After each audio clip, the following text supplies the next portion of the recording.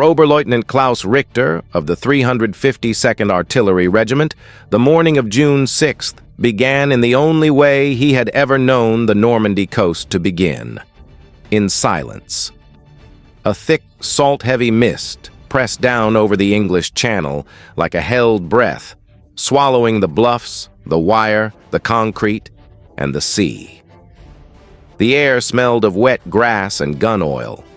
It was just past 5 a.m. His dark wool uniform was cold against his skin, the heavy fabric doing little against the damp that seeped through the observation slit of the bunker. That curved, low-ceilinged vault of poured concrete sunk into the bluff above what the Allies had not yet named Omaha.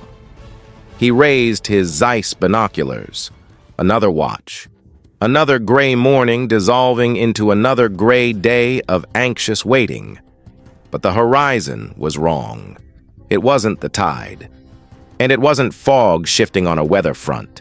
The gray line where sea met sky had begun to thicken, to darken, to breathe. He adjusted the focus. The smudge sharpened and then multiplied, and then kept multiplying, and his hands, the hands of a man who had survived Kharkov, who had learned long ago not to flinch, went rigid around the binoculars. It was not a fleet. It was a city. A floating steel-hulled metropolis sailing out of the mist and straight into the hinge point of history.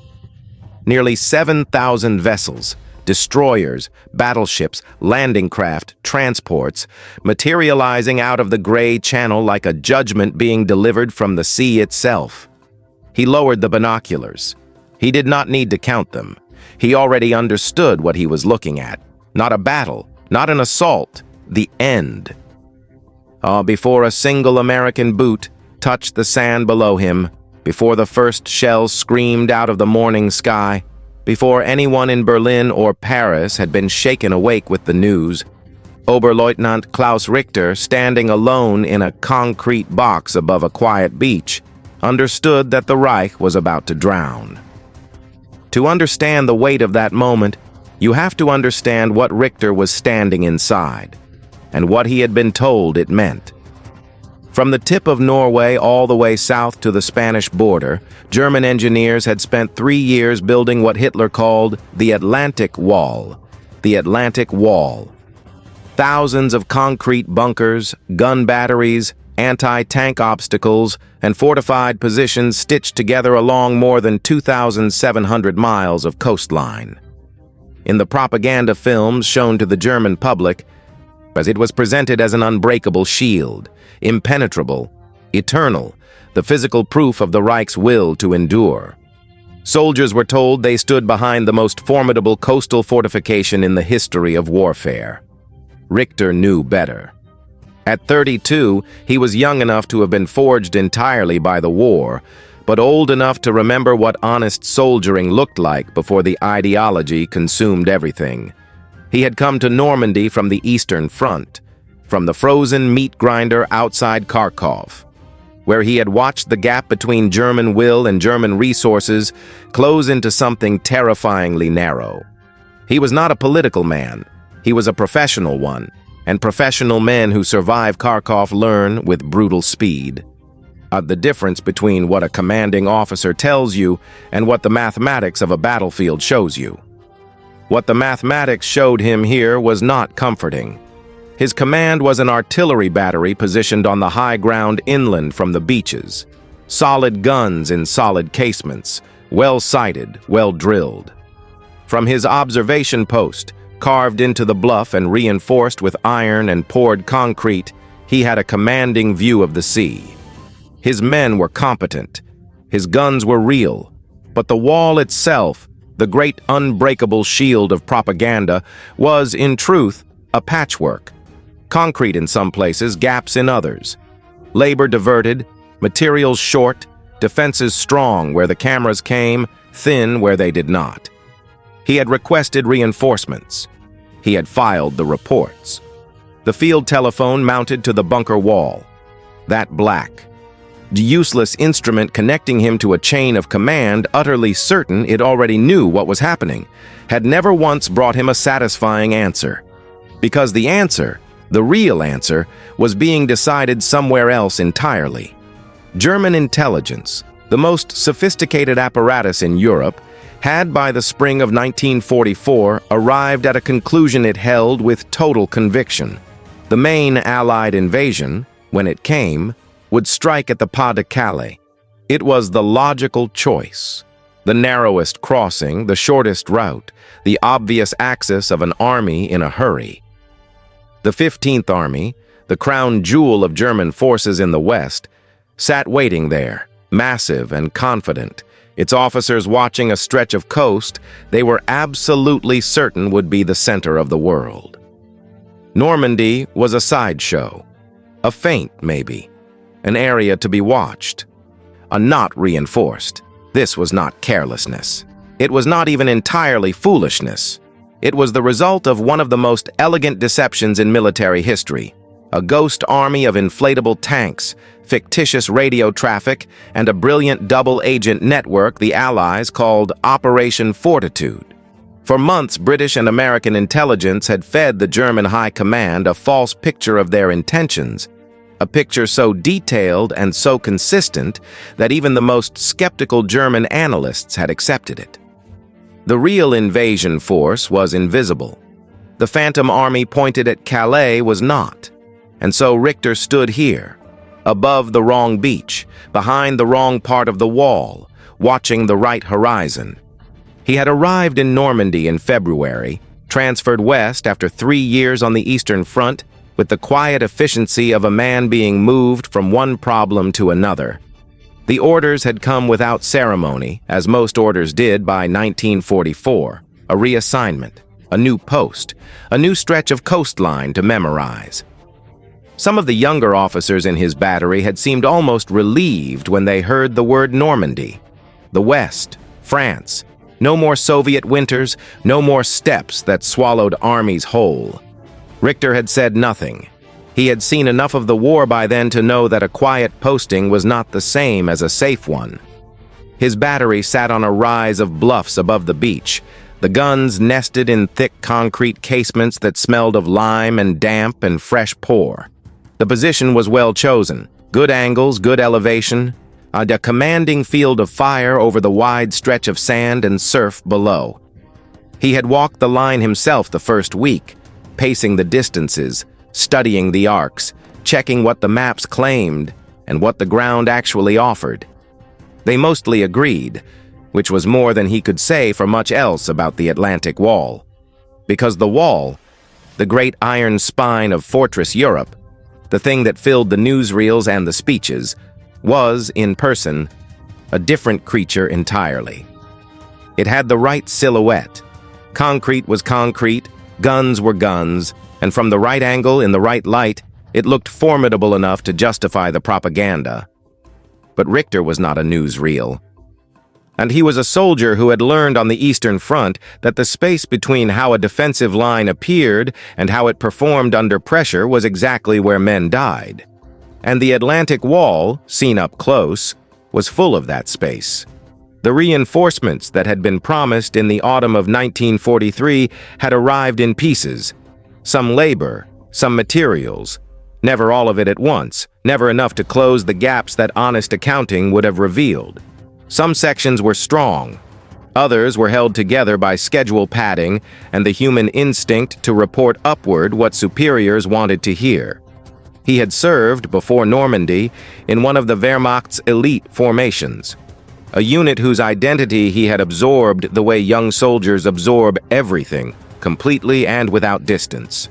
But he had believed in the professional excellence of that force the way a craftsman believes in his tools. That belief had not entirely left him. What had left him, somewhere in the frozen mud outside Kharkov, was the idea that professional excellence was enough. Excellence was a ceiling. Resources were a floor. And on the Eastern Front, he had watched that floor give way beneath the best soldiers Germany had. He thought about this often in the evenings, when the bunker was quiet and the channel lay flat and dark beyond the observation slit. The wall was supposed to be the answer to all of that, The corrective, the insurance, the physical proof that the Reich had learned from the East and built something that could not be overwhelmed by sheer mass. But insurance only works if you can afford the premium. And Richter, tallying the gaps in his head on those quiet evenings, was not sure they could. The other thing that occupied his mind, though he could not say so openly, was the question of where. It was the central obsession of the German command in the West throughout the spring of 1944, and the answer it had settled on was Calais. The reasoning was not irrational. The Pas de Calais was the narrowest point in the channel, 21 miles of water between England and France, a crossing that any competent planner would recognize as the most efficient route for a large-scale invasion. It placed an invading army within striking distance of Germany's industrial heartland almost immediately. It was, by every measure of classical military logic, the crossing. The 15th Army waited there in strength, heavy with armor and artillery, watching a coastline that everyone from Hitler's table to the intelligence directorate in Berlin believed would be the stage for the decisive battle of the Western War. Normandy was allocated what was left. Not nothing, but not the 15th Army, not the concentration of force that a primary theater demanded. Richter's 352nd Division had been brought in to bolster the coastal defense, an improvement over what had been there before, but still a thin line measured against what a serious invasion force would bring to bear. He knew the numbers. He filed reports. He requested clarifications about reinforcement plans. The answers came back in the language all bureaucracies use when they do not intend to change course. Acknowledgement, deferral, assurance. What none of them knew, what no one on the German side could have known, because the operation that concealed it was a masterwork of systematic deception, was that the certainty about Calais had been manufactured. The Allies had spent months building a fiction so detailed and so internally consistent that it had acquired the weight of fact. A phantom army group, notionally commanded by General George Patton, whose reputation alone lent the deception credibility, was invented wholesale in the southeast of England, pointed directly at the Pas de Calais. Fictitious radio traffic filled the German listening stations with the chatter of units that did not exist. Double agents, working under British control, fed the German intelligence networks a picture of Allied intentions so precise and so plausible that even the skeptics found themselves persuaded. And the operation had a name, Fortitude, and its achievement was not merely to mislead the Germans about where the invasion would land, but to persuade them that any landing elsewhere was, by definition, a feint. This was the trap's elegance. If the real invasion came somewhere other than Calais, the deception would ensure the German High Command interpreted it as misdirection, a secondary blow designed to pull their reserves out of position before the main event. It was a plan that weaponized German confidence in its own intelligence. The more certain they were, the more useful their certainty became to the people who had built it for them. Richter knew none of this. He knew only that the command's attention pointed resolutely northeast, and that the stretch of coast under his guns was, in the strategic imagination of the Reich, a quiet sector. The storm came on the night of June 5th. It had been building for 2 days. Low pressure pushing in from the Atlantic, the channel turning gray and rough, the kind of weather that made the beach below Richter's position look uninviting in the extreme. By the evening of the 5th, the wind was hard enough to scatter papers left on a table in the observation post, and the surf below had built into something that would have swamped a landing craft without a second thought. The consensus moved through the command like a current. No invasion tonight. Not in this. Field Marshal Rommel, who commanded Army Group B and whose personal energy had done more to improve the Atlantic Wall's defenses than any other single factor, had left for Germany the day before. Yes, he was going to see his wife. It was her birthday. And then on to Berchtesgaden to press Hitler in person for more armored reserves. His reasoning was sound. The weather was clearly unsuitable for a major amphibious operation, and the window for the right tidal and moonlight conditions that military planners universally agreed an invasion would require had apparently just closed. He would be back in a few days. Nothing was going to happen in a few days. Other senior officers, reading the same weather reports and reaching the same conclusions, had stood down for the night. Wargaming exercises had been scheduled at Rennes for the following morning, pulling divisional commanders away from their posts for what was meant to be a routine planning session. The rhythm of a quiet sector had settled in. It's the institutional exhale of men who have been on alert for months and are quietly grateful for a night off. Richter had slept badly. He could not have explained it precisely. The instincts of a long-serving soldier are not always available for rational accounting. He had stood his watch, handed off to his duty officer, gone to his bunk, and lain there in the dark, listening to the wind working at the bunker's exterior, while something in the back of his mind refused to settle. Around 1 a.m., he gave up on sleep. He dressed, pulled on his greatcoat against the cold, and walked back to the observation post.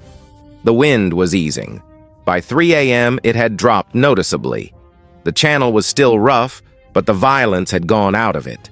The sky overhead had not cleared, but the ceiling had lifted, enough for aircraft to move, enough for ships to hold a heading. He stood at the observation slit and looked out at the dark water for a long time, saying nothing, the field telephone on the wall behind him silent as it always was. At 4 a.m., he heard aircraft.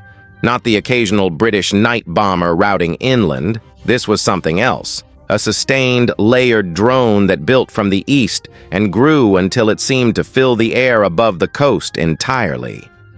He could not see them. He could only hear the sound of them passing overhead in numbers that had no operational explanation in a quiet sector. He reached for the field telephone. At 5 a.m., he raised the binoculars and found the horizon. He would later struggle to describe what happened in his mind in those first seconds. On the rational component, the trained artillery officer calculating distances and angles registered the shapes as ships. The part of him shaped by 3 years of war registered the quantity as something outside his existing frame of reference. He began, by reflex, to count. Destroyers in the near screen, larger shapes behind them, transports low in the water with the weight of what they carried, and behind all of it, the massive, unmistakable silhouettes of capital ships. Battleships, their profiles as familiar to any European soldier of that generation as the shape of a tank or a fighter plane. He stopped counting. It was not that the number was too large, though it was. It was that counting felt like the wrong instrument for what he was looking at. You counted a fleet. You counted a convoy. What was assembling itself out of the morning mist was not a fleet in any sense that the word had previously meant to him. It was an inventory, a full accounting of what a continental-scale industrial civilization could produce when it had decided to end something. He swept the binoculars slowly across the horizon from left to right, and it took time, genuine, measurable time, before he ran out of ships. Close to 7,000 vessels. He would not know the precise figure until long after the war. But standing in that concrete box above the beach on the morning of June 6, 1944, Oberleutnant Klaus Richter understood the order of magnitude well enough. He reached for the field telephone. The first call went to his regimental headquarters. He gave his report in the clipped, a professional language of a man who has been trained to communicate clearly under pressure. Bearing, distance estimate, classification of vessels, destroyers, transports, capital ships, total count exceeding anything in his recognition tables. He used the word armada. The officer on the other end asked him to repeat the count. He repeated it. There was a pause. "Are you certain?" He said that he was. Another pause. The kind of pause that communicates, without words, that the man on the other end is deciding whether to believe you or manage you. He was told to maintain observation and report any changes. He called again 20 minutes later with changes. The fleet had not stopped. It was deploying, smaller craft detaching from the transports, forming into lines, beginning the approach to the beach. But he reported naval gunfire support positioning. He reported the volume of aircraft overhead, now operating in visible waves in the lightening sky to the east. He reported that this was, unambiguously, a full-scale invasion landing and that the beach below his position would be its immediate objective. He was told that his reports had been received. That higher command was evaluating the situation, that he should hold his position. The problem was not that Richter's superiors were fools. Some of them were not. The problem was architectural. The intelligence picture they had been handed, the months of careful deception, the phantom army at Calais, the absolute certainty that Normandy could only be a feint, had become load-bearing. To accept Richter's report at face value was not just to update a tactical assessment. It was to demolish a strategic structure that the entire Western defense had been built on top of. That is not a thing that institutions do quickly, or willingly, or without someone at the top giving explicit permission. And the people at the top, on the morning of June 6, 1944, were not yet available. Rommel was in Germany. The Panzer reserves were under OKW control and could not be released without Hitler's authorization. Hitler was asleep, and his staff had standing instructions not to wake him. Richter set the field telephone down and looked back through the observation slit at the sea that was no longer a sea. The landing craft were in their lines now, moving toward the shore with the slow, grinding inevitability of something that had already made its decision. In the gray morning light, the beach below, the sand, the wire, the obstacles his men had spent months emplacing looked very small. He turned to his battery commander and gave the order to prepare to fire. Whatever was coming next, his guns were real, his men were ready. The mathematics of the situation were already clear to him, already settled in that cold part of his mind that the Eastern Front had opened up and furnished with brutal clarity. But a soldier does not stop being a soldier because he understands the outcome. He fights with what he has, for as long as he has it. The horizon was full of steel, and the day had barely begun. The order to open fire was not given in anger or desperation. It was given the way Richter gave all his orders. Quietly, precisely, with the flat affect of a man who has separated the emotional content of a situation from its operational requirements. And his battery commander acknowledged it. The gun crews, who had been at their positions since before dawn, and who had watched through their own apertures as the sea transformed itself into something their training had not prepared them for, moved with the disciplined speed of men who are grateful finally to have something to do. The guns spoke. The sound of a heavy artillery battery firing is not like anything that can be adequately translated into language. It is a physical event. A pressure that arrives before the sound does, that hits the chest and the inner ear simultaneously, that makes the concrete of the bunker vibrate in its foundations. Richter felt it in his teeth. He had his binoculars up before the first rounds were away, tracking the fall of shot, and making the corrections in his head, while his battery commander relayed the adjustments to the crews below. The USS Corry was a destroyer, one of the near-screen ships running fire support along the eastern flank of the assault corridor. She was moving fast, making herself a difficult target, her guns working the bluffs with the methodical back and forth of a ship that knows exactly where it is and exactly what it is doing. Richter watched her. His men adjusted. The second salvo was closer. The third, the Corry erupted. He saw the hit before he heard its consequence.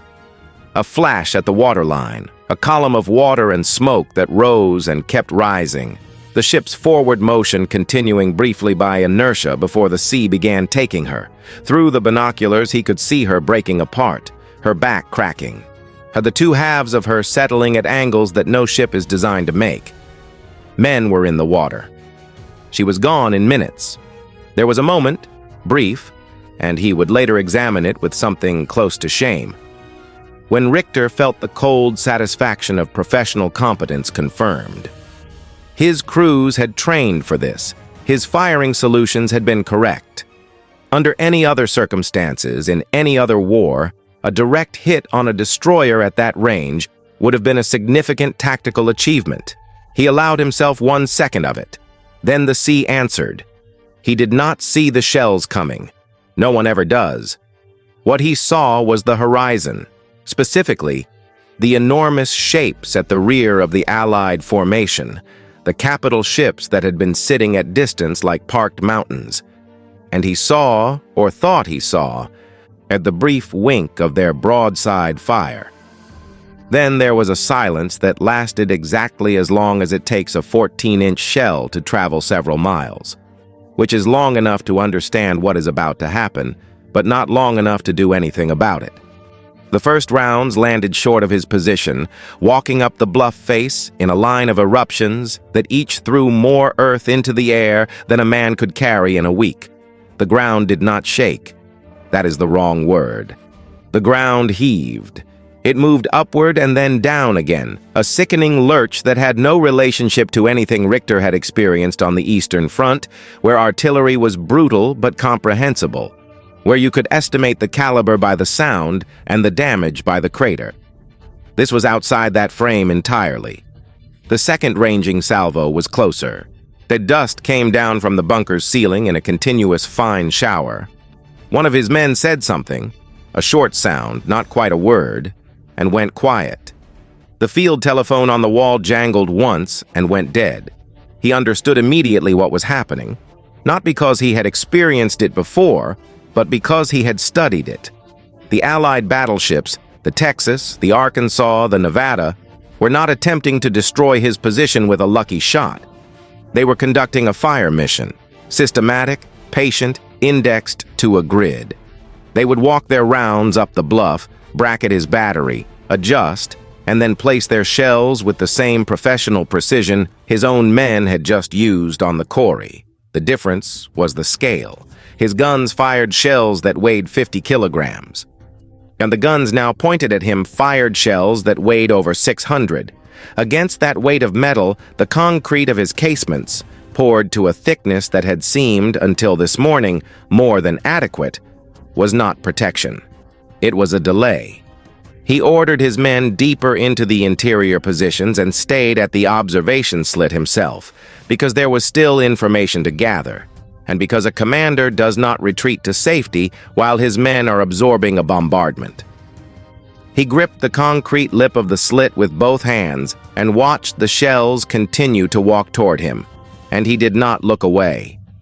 It was during those minutes, standing in the shaking bunker, and watching the systematic destruction approach his position with the unhurried confidence of a process that has enough ammunition to be patient, that the thought arrived. Not fear, not rage, something quieter and more final. He found himself thinking about Detroit. He had read the production figures. German military intelligence circulated summaries of Allied industrial output, not to the ordinary ranks, but to senior officers, framed always in language designed to minimize the psychological impact of the numbers while still informing the reader of their existence. Richter had read them the way he read everything, for what they actually said rather than what they were framed to mean. And what they said was that the United States had, since entering the war in December 1941, it reconfigured its industrial base in a way that had no historical precedent. Factories that had been making automobiles were making tanks. Shipyards that had been idle were launching destroyers on a schedule that seemed, to European eyes, physically impossible. The numbers were not war production figures. They were economic sentences.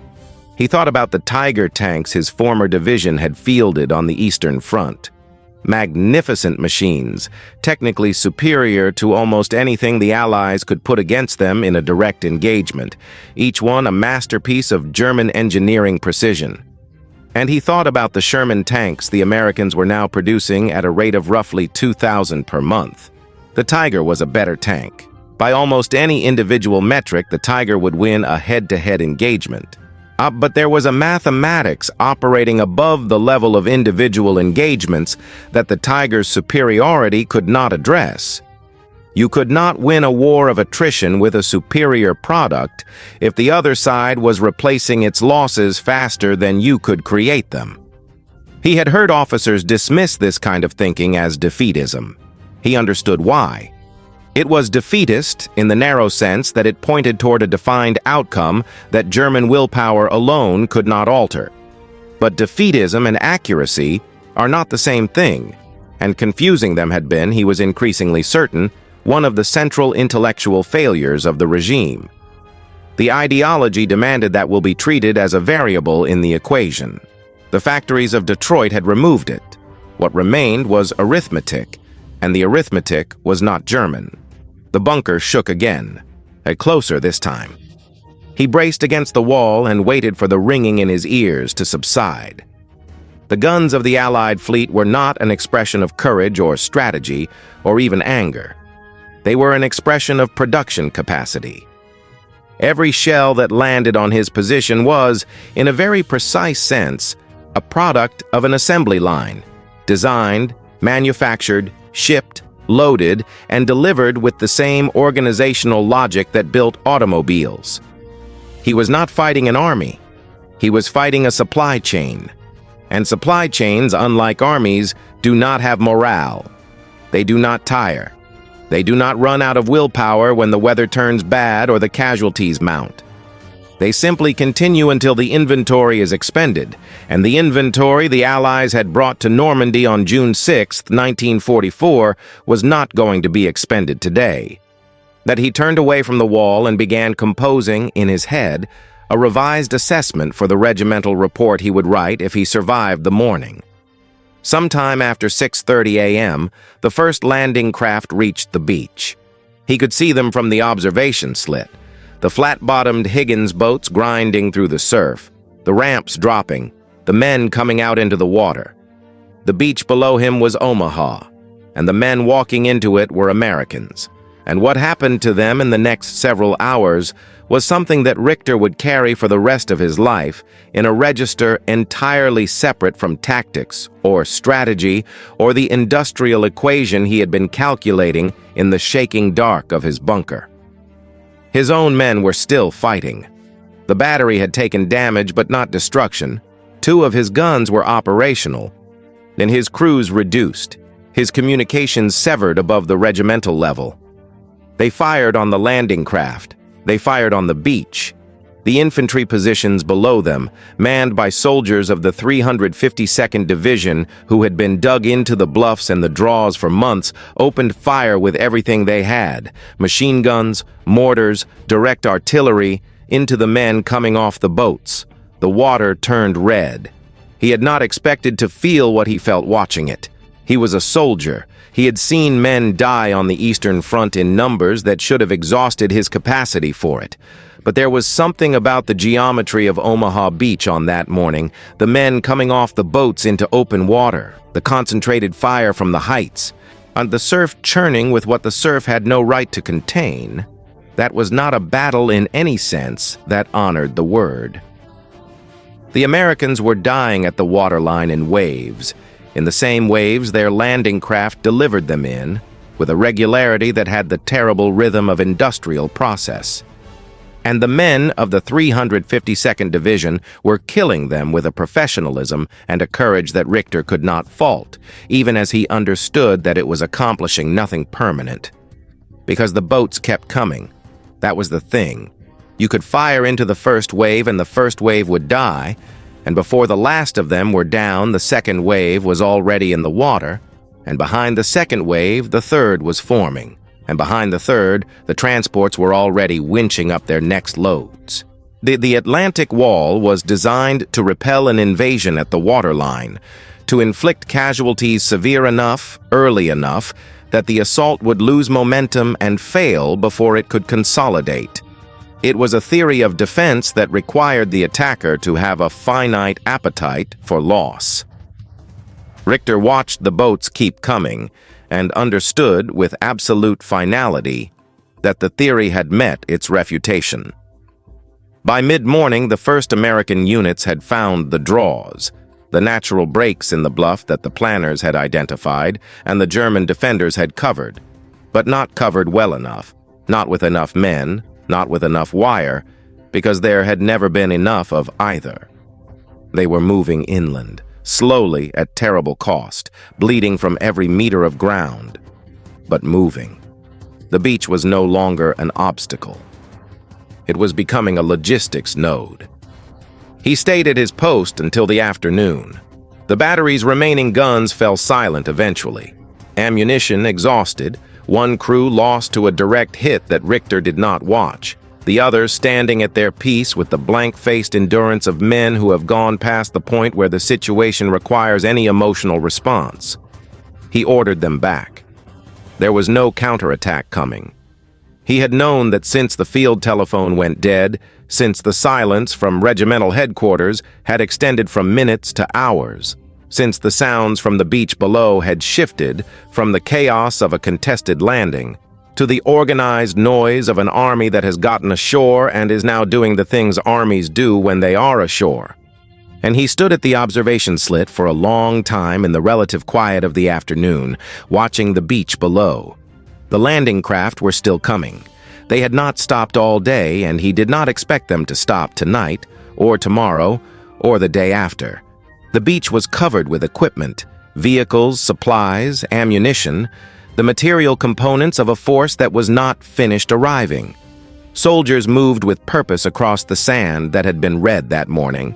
Engineers were already working on the obstacles, clearing lanes, marking paths, preparing for the next wave of material that was already, somewhere in the channel, on its way. He watched the conveyor belt operate. That was the word that settled in his mind and stayed there, precise and damning. Not an army, a conveyor belt, a continuous, a mechanical delivery of men and material from the factories and the training camps and the staging areas of a civilization that had decided to spend itself here, on this beach, until the problem was resolved.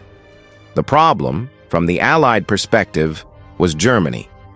The solution was Normandy, and then the roads beyond Normandy, and then whatever lay beyond those roads until the solution was complete. There was no counter to a conveyor belt. You could destroy what it delivered, and what it delivered would be replaced. You could kill the men who stepped off it, and more men would step off it tomorrow, shaped by the same factories that had shaped the ones you killed, carrying the same weapons, backed by the same industrial logic. German willpower was real. German soldiers were, by any honest accounting, and among the most capable fighters of the war. None of that was in question. What was in question, what had been answered definitively on the beach below him today, was whether willpower and capability could be substituted for the thing the Allies had and Germany did not, which was the capacity to replace everything they lost faster than the enemy could destroy it. They could not. He had known it, in the abstract, for some time. Every honest reading of the production figures pointed there. Every month on the Eastern Front, watching the Soviet war machine absorb losses that would have ended any European army and continue forward anyway, had pointed there. But knowing a thing in the abstract and watching it demonstrated below your observation post on a specific Tuesday in June are different orders of knowledge. And what Richter carried down from that bluff in the late afternoon of June 6, 1944, was the second kind. The battles that followed, the hedgerow fighting, the breakout, the long retreat back through France and Belgium and into the German homeland itself.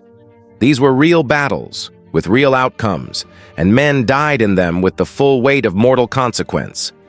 He did not diminish them. He would fight in some of them. But he understood, as he understood mathematics, that they were not the contest. The contest had ended this morning. The moment the horizon filled with steel and the boats kept coming regardless of what his guns did to the men inside them. What came after was the epilogue. He took one last look through his binoculars at the beach below, at the organized, purposeful, a relentless machinery of an army that had crossed an ocean to end something and was now methodically going about ending it. And then he lowered the binoculars turned away from the observation slit, and went to find what remained of his men. The sea behind him was no longer gray. It was covered, from the shoreline to the horizon, with ships. They were still coming.